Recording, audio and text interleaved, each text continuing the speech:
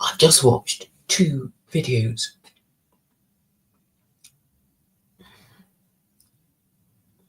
um, from the Gaggle, the two most recent ones being about um, Trump's antics. I'll put it in the description. And it's basically George Samueli and Peter Lebel expressing dismay, confusion, uh, astonishment at Trump's antics and exposing his contradictions. To be fair to them and myself, they were supporters of Trump. They made it quite clear that it would be preferable for Trump to be to win the election. Harris, and it is very hard to know what we are really supposed to do if all the choices we have in the way of political parties and political leaders are duds.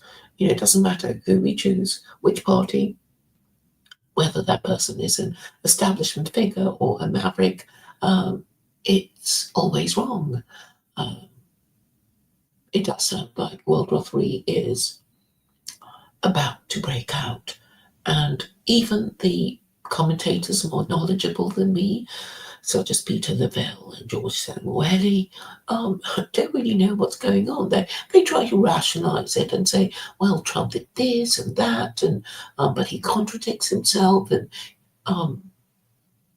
so what are we to do with somebody who's contradicting himself?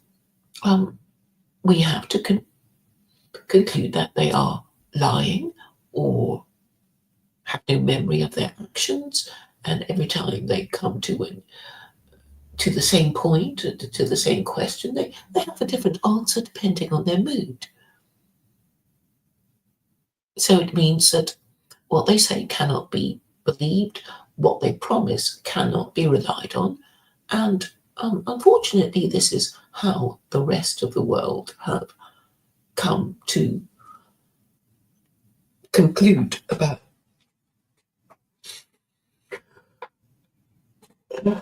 American presidents.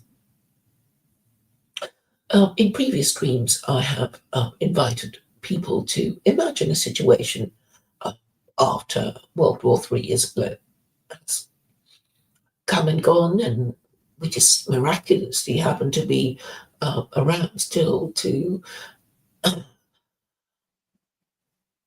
forensically examine where we went wrong.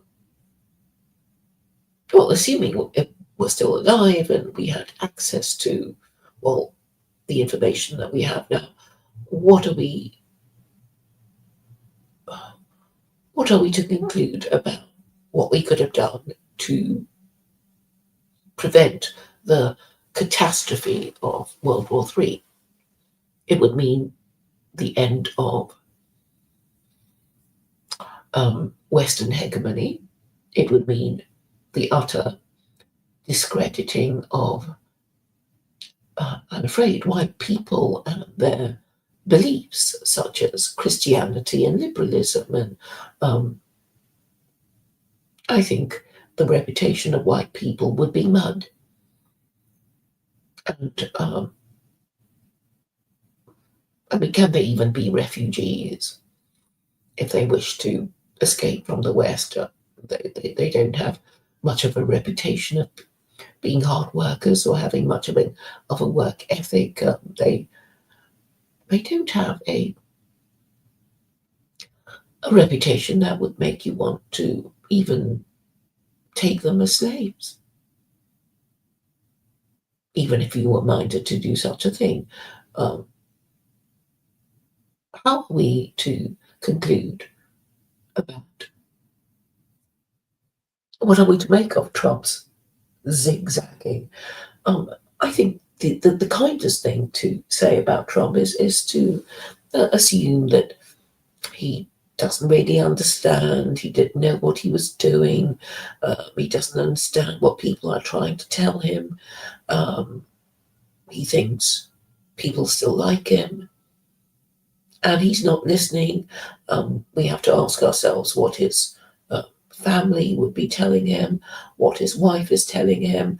Um, Sometimes even the nearest and dearest of someone cannot reach out to them, and then I guess um, the men in flapping white coats have to be called, and the individual concerned sectioned.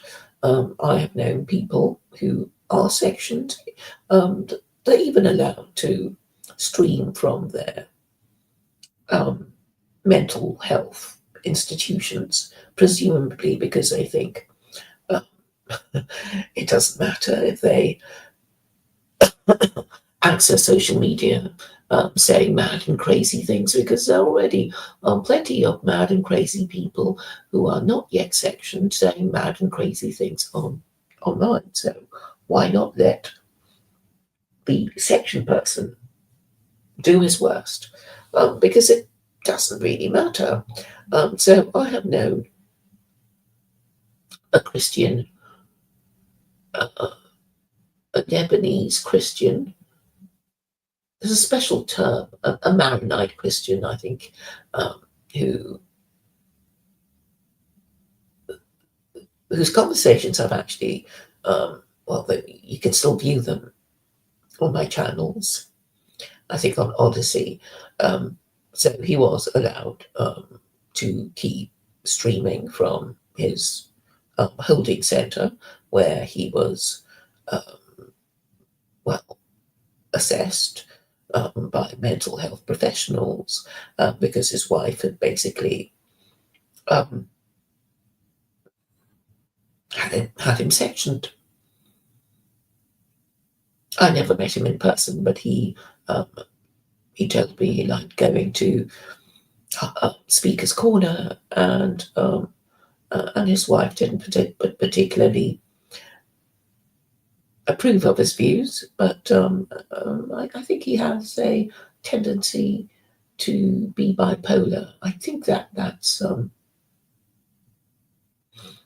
was his problem. But when he was talking to me, he sounded perfectly reasonable, and so we must uh, acknowledge the problem of apparently uh, sane people talking to you, and you, in good faith, believing in what they were saying and perhaps even acting on it. So Peter Lavelle, George Samuel Whaley, and me used to be Trump supporters. If you go back on their pre-November streams, I think they were, definitely Trump supporters and not Kamala supporters. But life has proven to be very disappointing, and if everyone is mad, what are we to do if nothing can be relied on, and people just talk nonsense, and because we want to think that we have some glimmer of hope that somebody might just solve all these problems.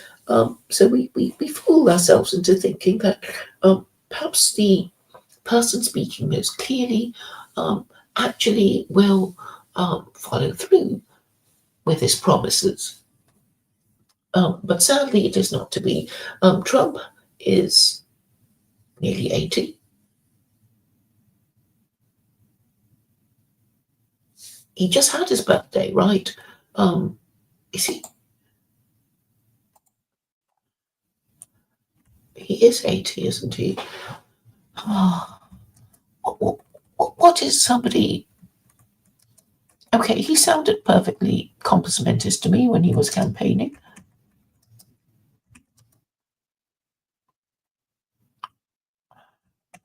So he is, in fact, okay, he's 79. What is a man of 79 doing? I mean, why can't somebody younger than him, who who is less likely to be seen to be suffering from senile dementia, why can't somebody younger and more competent uh, be dealing with these things? Why can't the world's number one superpower actually have somebody who's been trained for the job? In China, they're all trained for the job. Look at the career structure of the Chinese Communist Party. You know, if you want, if you have political ambitions, there's only one party to join, the CCP, and you have to take an examination. I don't know what it is exactly, but not anybody gets in, and once you pass the entrance examination, they think you're, I guess, a jolly good fellow, a jolly clever fellow, or a jolly clever female, and then you get in, and then you get trained. You are put through your paces. There are assessments and reports, and you get progressively sent to more important positions until you get to be one of the 9 or 7 people in the Politburo Standing Committee, and then you become the president of China. What the hell is wrong with this system? At least you know the people who've got to the top have somehow been put through their paces, and they've been trained, and there was a career structure, and this crazy system is just, it's Russian roulette, isn't it? Let's have a crazy, stupid leader who, because he was born in the right family, went to the right schools, he happens to be in power, and then he leads your nation to a ruinous war. And it's been happening for, well, centuries now. Will they never learn? Will these white people never learn?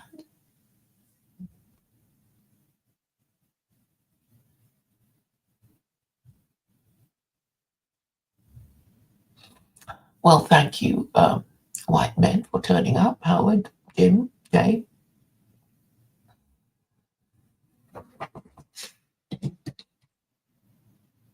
I'm glad you received the emails I sent you in reference to what we were discussing last time.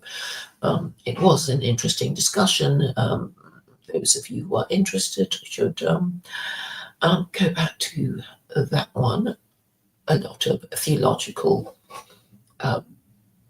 subjects were being discussed, in particular the cultural affinities of Roman Catholics. When Jim, I thought, said a shocking thing when he said you could be a Catholic and an atheist, and a Catholic and a Marxist, and this really made my heart sink.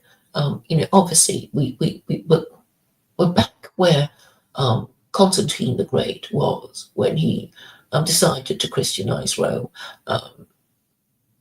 Why did he decide to Christianize Rome?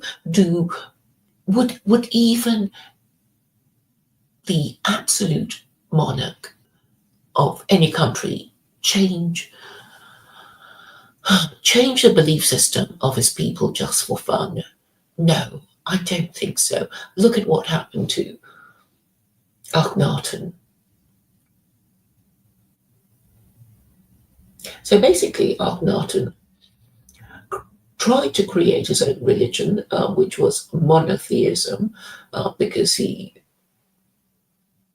must have got fed up with his priests in the pantheon of the ancient Egyptian deities, and they were having too much control over the affairs of state, and he decided that he would be the intercessor between his people and the sun deist called Ra. And he created an alternative capital and tried to make it work, but when he died, everything just went back to what it was before. So this was an example of an attempt made by an absolute ruler that failed. Um, you could say that this was the beginning of ethical monotheism, because you can work out that because his monotheism was not ethical, it failed, and Abraham imagined a deity that was, apart from being the most powerful god around, was in fact compassionate, because there was this big show of him preparing his son to be sacrificed, and in obedience to God's command, and God saying, I was only kidding. I didn't want you to kill your kid, because I'm a compassionate kind of God.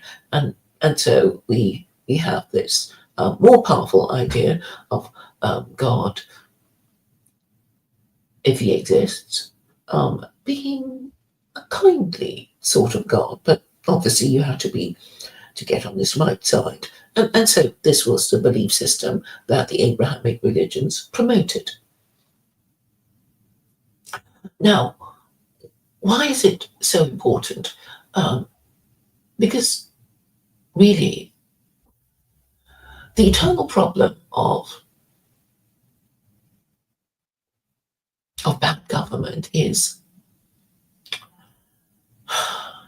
all the lies we're being told by everyone. Our parents lie to us, our children lie to us, our friends and colleagues and bosses and juniors. They lie to us because they want us to believe in something, belief in which will make us do whatever it is that they want us to do. Buy them that toy, take them to the park, do something we otherwise wouldn't do if we did not believe the thing that we are being told to believe.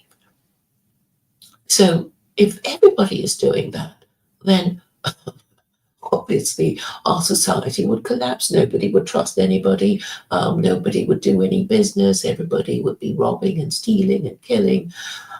So that life would be intolerable and insupportable. And that is why we need the rule of law. And that's why we have the 10 Commandments. And it's quite easy to remember. Honor thy parents, no idolatry, no blasphemy, no murdering, no stealing, no extramarital sex, no bearing of false witness. And for the Jews, the keeping of the Sabbath to, I suppose, devote a week, a day in every week to reflect upon these things.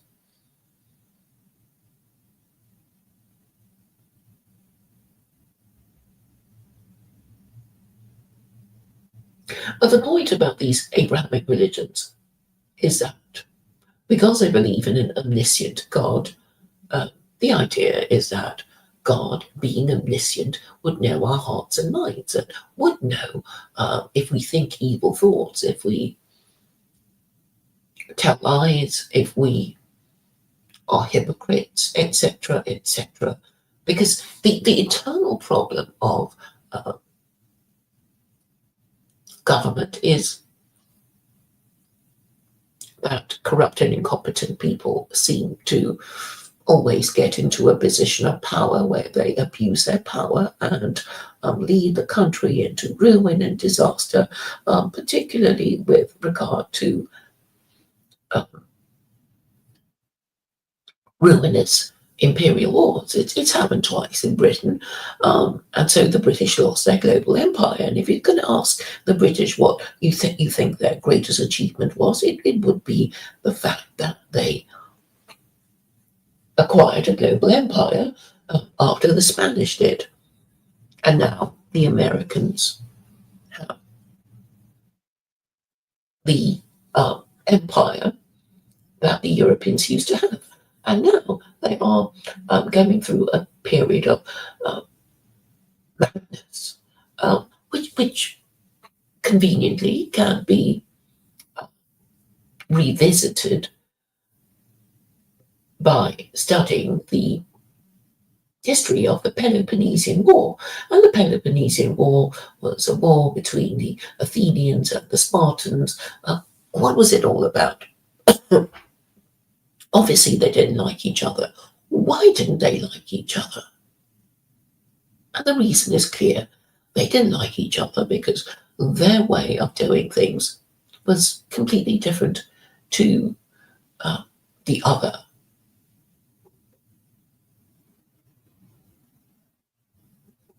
So the Spartans, the Athenians believed in democracy and the Spartans didn't.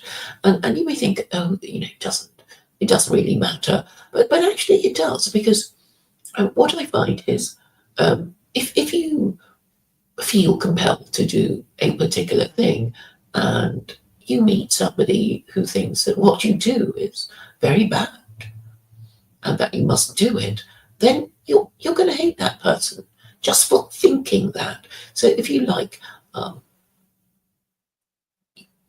drink or two or three or four, you're not going to be best friends with a teetotaler who thinks it's sinful. And so these are basically the areas of disagreement. We will, in a way, predictably hate another person for having the completely opposite view of what we think. So we can imagine an atheist hating a theist, both parties thinking the other stupid or for their false beliefs, but being unable to conclusively prove to the other that their beliefs are false, because we know that agnosticism is really the most respectable intellectual position to take on the existence or non-existence of God, because people in the past have tried very hard to prove the existence or non-existence of God, and it cannot be done. So the only thing that is left, if you want to have a fight about it, is to go to war, and we don't really want that. But it can be seen that people who have a religion tend to last longer than people who don't have a religion. And we also know that there are only 5 world religions.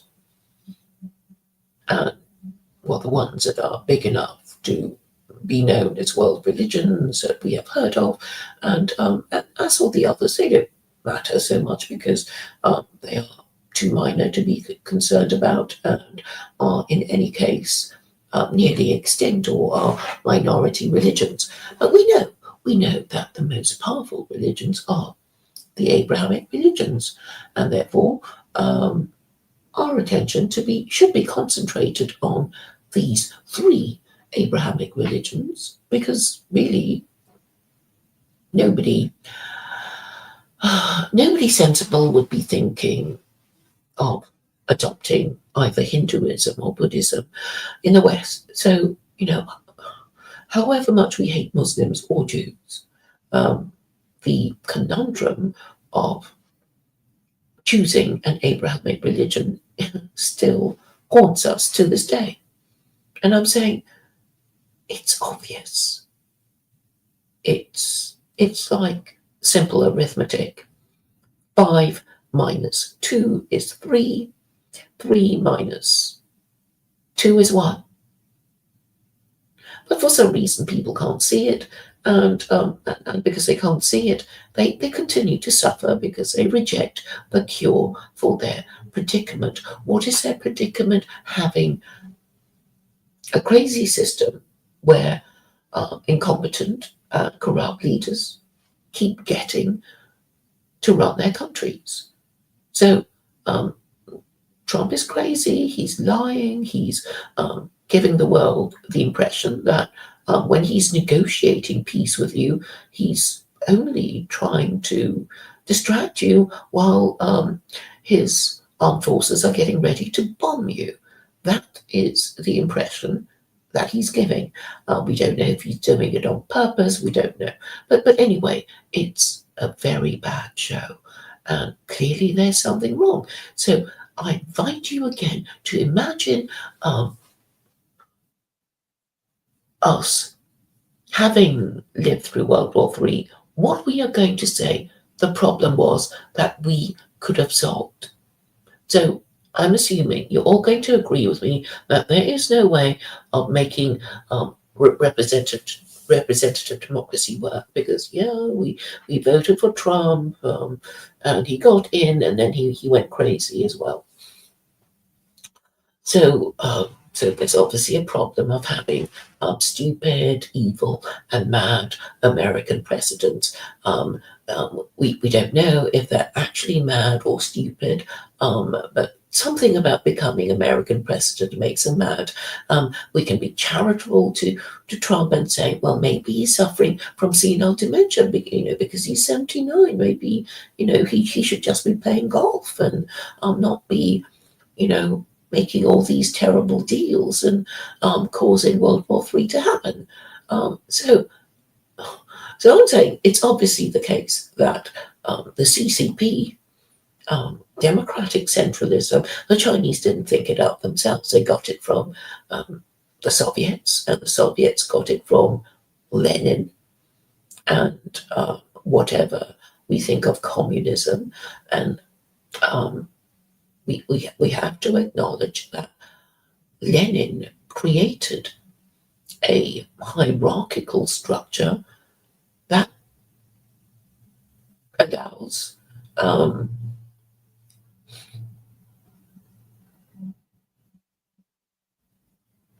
or that has allowed China to prosper. Not that they, not that the Chinese didn't have problems themselves, because you can read a few books about the problems they had of corruption. I have any suggestion about what they could do to refine their system.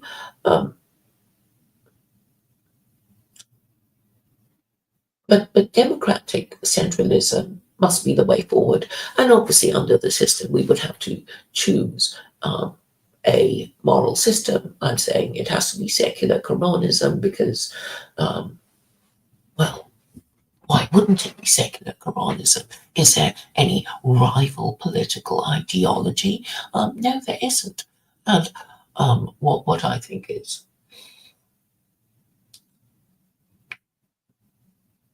so universal about the Quran is that it is fair enough. I mean, obviously, if you're too crippled by your Islamophobia to read it, then you won't be able to appreciate the finer points of a book of rules drafted by a supposedly omnipotent and omniscient God. But I really think it's fair enough. But then, it's been virtually impossible to get anyone to read it because they're suffering from ADHD or Islamophobia or they're just not great readers. So nothing. There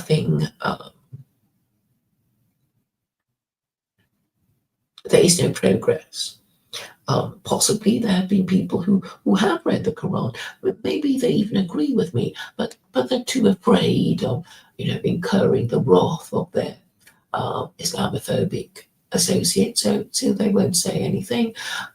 Muslims might even agree with me that my proposals make sense, but they'll probably be too afraid of their fellow Muslims who won't approve of my proposals to say anything.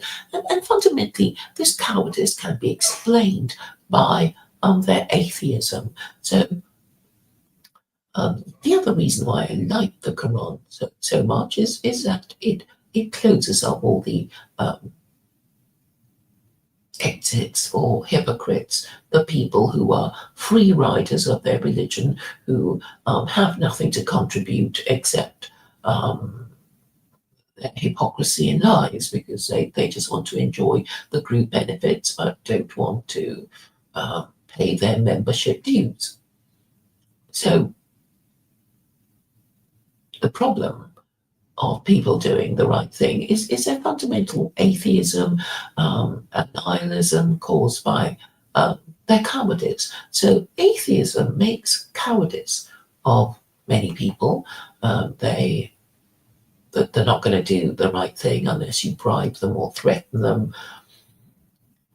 That they're actually inviting you to lie to them, and so they cause contempt and hatred for those who deal with them. That all got some substance abuse problems, and that women hate them, and they're obviously not going to be up to much. And that is how empires fall, really. But going back to the Bible, it's full of um, good stories about the impossibility of even finding 10 good men in the entirety of Sodom and Gomorrah, um, because Abraham was actually trying to save the Sodomites in Gomorrah from being zapped by God. And he was saying things like, God, maybe some of them are good people. Maybe they don't deserve to be zapped. And I think the conversation went like, well, are there 100 good men? And Abraham hesitated, and God said perhaps 50. And Abraham said, hesitated, and God suggested, well, perhaps 10. Are there 10 good men in Sodom and Gomorrah? And Abraham again hesitated, and that was when it was finally decided that the goose of the Sodomites in Gomorrah was well and truly cooked. So, are there as many as 10 good men in the entirety of the Anglo-Saxon empire, which is global? I suspect the answer is no.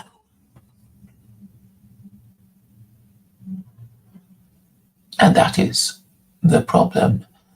So even if we are being charitable to Trump and assuming that he's suffering from, some mental illness or dementia or amnesia because he's already 79, or is being badly advised, the fact is that he was promising us to end these endless wars, and he's just gone and started World War III.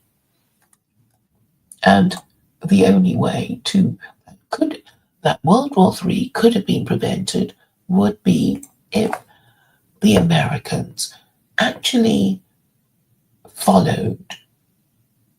No.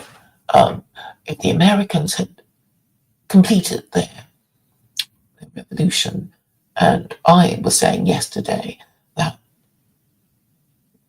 the founding fathers had not, in fact, completed their revolution because they had not imposed Sharia on their fellow Americans, probably because they were, kind of exhausted after fighting their revolutionary wars. They didn't want to rock the boat. They maybe didn't see the point of it, because there were, more disagreements welling up, and they didn't want to do what was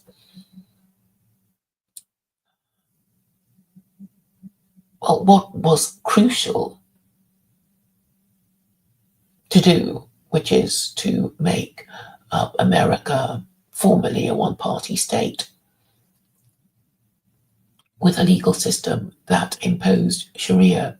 And if that had been done, then obviously all these problems would have been avoided, and America would be run under the principles of Marxist Leninism, or at least its hierarchical political system that Lenin created.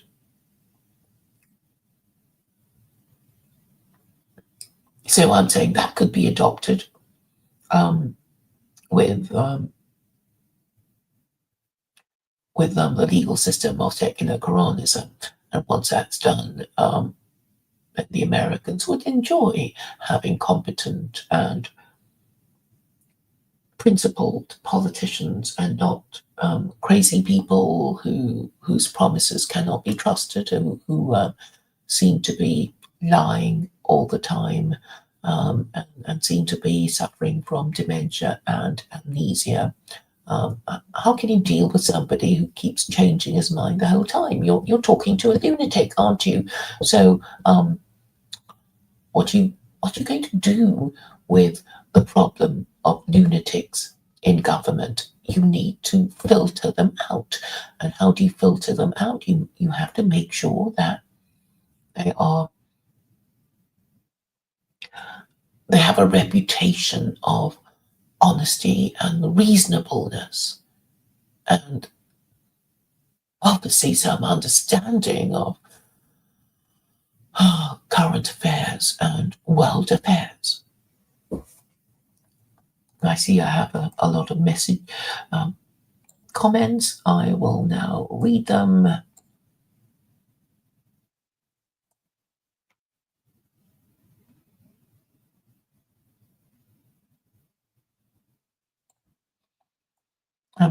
So very glad to see you here, Jim Bowden. Yes, Trump is an embarrassment. It's an embarrassment to everyone who supported him. But who were we supposed to have voted for? Kamala Harris? Talk about, a rock in a hard place. Why do these presidential candidates have to be so awful?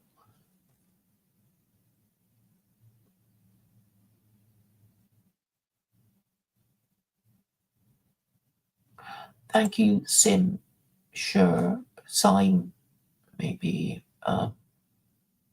you're saying your assignment. Thank you for saying nice things about my stream yesterday.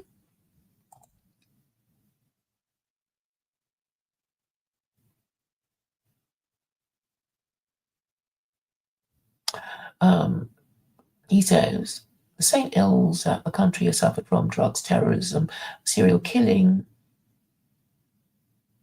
I guess it's called projection.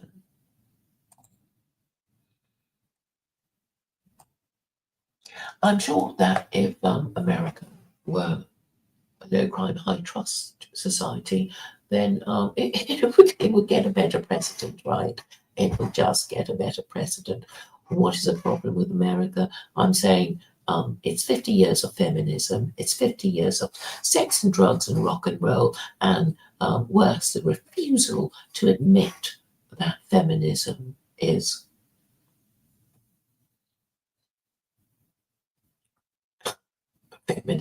fucked. This reminds me of an earlier conversation before I started the stream with a feminist Filipina who's in Belgium, who has blocked me, and she was talking about consocialism. Is that right? I can't even say the word because it is this new idea. Consocialism. So it's used in Lebanon, and they're going to try to force it on the Iraqis, who probably don't have a choice now that they have been conquered by the Americans.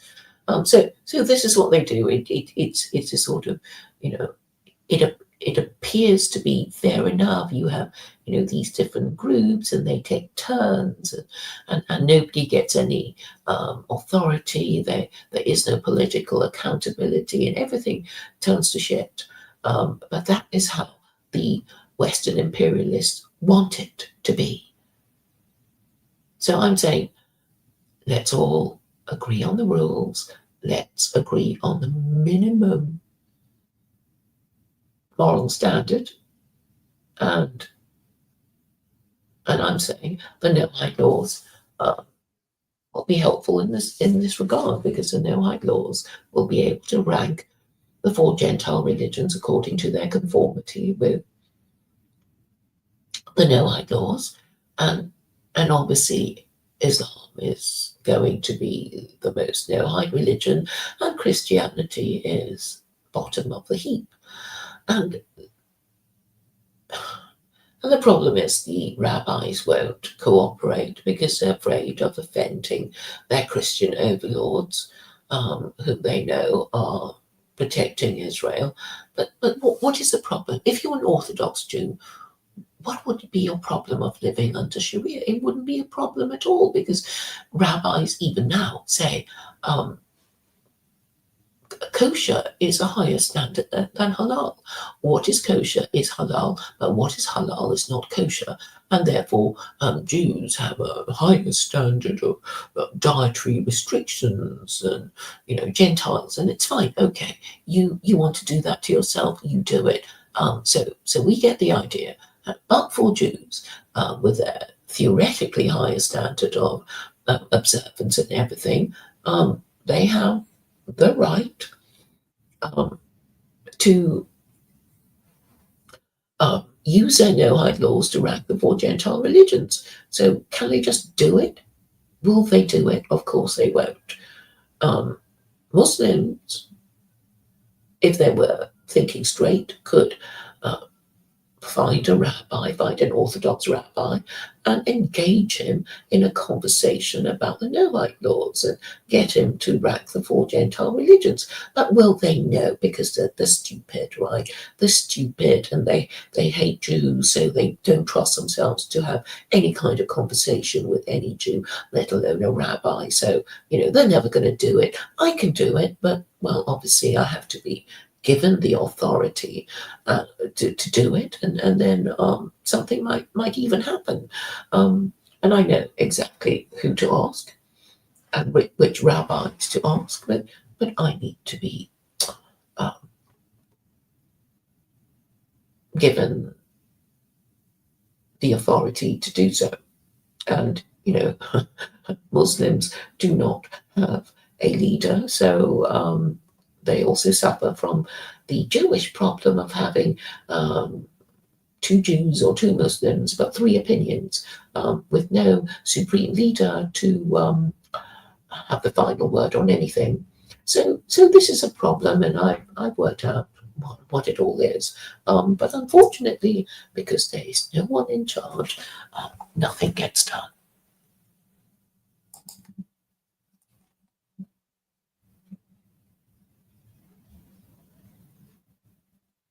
So I don't know what you're trying.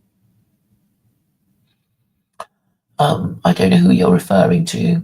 He says you can know them by their fruits. You can clearly see who slings mud and who stands firm. Well, everybody is slinging mud and everybody is not standing firm.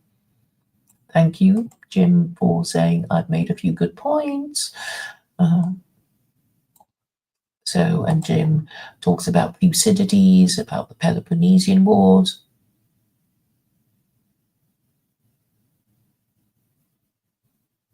I have read a few novels by Mary Renault about the Peloponnesian Wars, and I think towards the end it was just sort of crazy because the people, the Athenians had no secret ballot, and therefore they were afraid not to vote for war, so they kept voting for war. Isn't that crazy and stupid?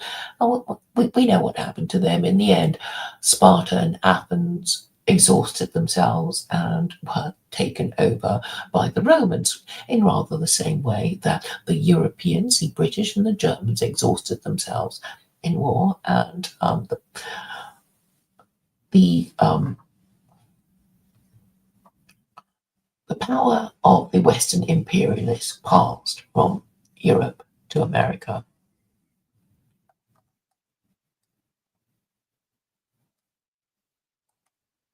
So how can we prevent serial killers, people suffering from dementia or amnesia, or gangsters or lunatics becoming the American president? We need to have a culture that has a strict regard for truth, right? That is the answer. Jim, I really would like to say that, a certain religious group is more dishonest than another group. I suppose I would venture to say that maybe Hindus and Buddhists are less likely to be truthful because their um, idea of the afterlife is not as scary as heaven and hell. But then this is further complicated by the fact that most people who claim to be Jews, Christians, and Muslims don't really believe in the afterlife, don't really take it literally, and in fact are liberals. So if most people are confused and um, incoherent in their beliefs and their observance of their principles, then it's no surprise that you get so many incompetent and corrupt leaders who are leading us into ruin and disaster. So I am suggesting that it is the system that is at fault. No, Jim, I'm not saying that we should have voted for Kamala Harris, because I think if she had been voted in, she would just have followed the uh, orders of the neocons, and we would still be kicking ourselves. I'm saying the very system of representative democracy is a problem. And I'm saying for Americans, it is particularly important that they read Washington's farewell speech and try and work out how much of his advice has been completely ignored. And um, when they work it out, they will know what the problem is. And I wish commentators would take this line instead of trying to work out what Trump is doing.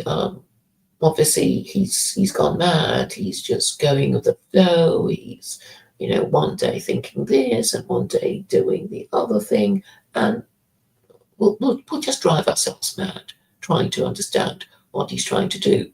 Let's just assume he doesn't know what he's doing, or if he does, he's not well intentioned. If he doesn't know what he's doing, his sanity should be called into question. Would J.D. Vance be any better? Who knows? But I think a very determined move towards admitting mistakes would make things better. Because if Westerners do not understand the bloody history of Christianity, if they do not understand that the last 250 years of Western history has been an attempt by Europeans to escape from the horrors of Christianity by creating secular political ideologies for themselves, such as liberalism, such as nationalism, such as communism, and that hasn't really worked well. They really need to find another way. And I'm saying it's obviously secular Quranism. And if you don't like it, if you don't agree, come up with a better idea. I think what I'm saying is fair enough. It's comprehensible, it's reasonable, and I hope somebody gives me a coherent response.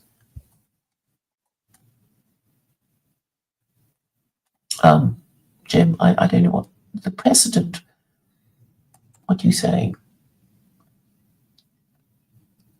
Of course, the president doesn't have absolute power. I mean, that there are rules about the impeachment of the president for high crimes and misdemeanors.